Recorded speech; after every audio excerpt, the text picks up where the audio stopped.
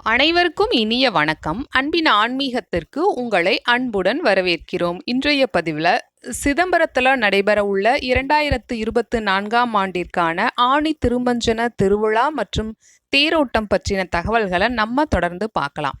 சிதம்பரம் ஸ்ரீ சிவகாம சுந்தரி அம்பாள் சமேத ஸ்ரீமத் ஆனந்த நடராஜமூர்த்தியின் ஆணி திருமஞ்சனம் குரோதி வருடம் ஆணி மாதம் 19ஆம் தேதி 3/7/2024 புதன்கிழமை முதல் ஆணி மாதம் 29ஆம் தேதி 13/7/2024 சனிக்கிழமை வரை நடைபெற உள்ளது. 3/7/2024 ஆணி மாதம் 19ஆம் தேதி புதன்கிழமையன்று காலை 6 மணி முதல் 7:30 மணிக்குள் மிதுன லக்னத்தில் கொடியேற்றம் நடைபெற உள்ளது. அன்று இரவு பஞ்சமூர்த்திகள் தங்கம் வெள்ளி மஞ்சத்தில் வீதி உலா காட்சியும் நடைபெற உள்ளது. 7/7/2024 ஞாயிற்றுக்கிழமையன்று இரவு வெள்ளி ரிஷப வாகன காட்சி மற்றும் தெருவடைச்சான் உற்சவமும் நடைபெற உள்ளது. 10/7/2024 புதன்கிழமையன்று இரவு தங்க ரதத்தில் ஸ்ரீ பிச்சாடன மூர்த்தி காட்சி, அதன் பின்பு ஸ்ரீ சோமாஸ்கந்தர் வெட்டுங்குதிரையில் திருவீதி உலா காட்சியும் நடைபெற உள்ளது.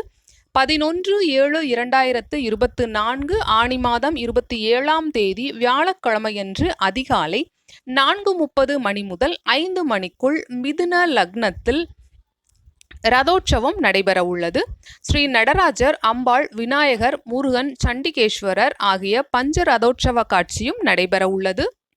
அன்று இரவு 7 மணிக்கு மேல் ஸ்ரீ நடராஜர் அம்பாள் தேர் மண்டபத்திலிருந்து ராஜசபை என்கின்ற ஆயிரங்கால் மண்டபம் வந்தடைந்து ஏககால லட்சார்ச்சனை நடைபெற உள்ளது.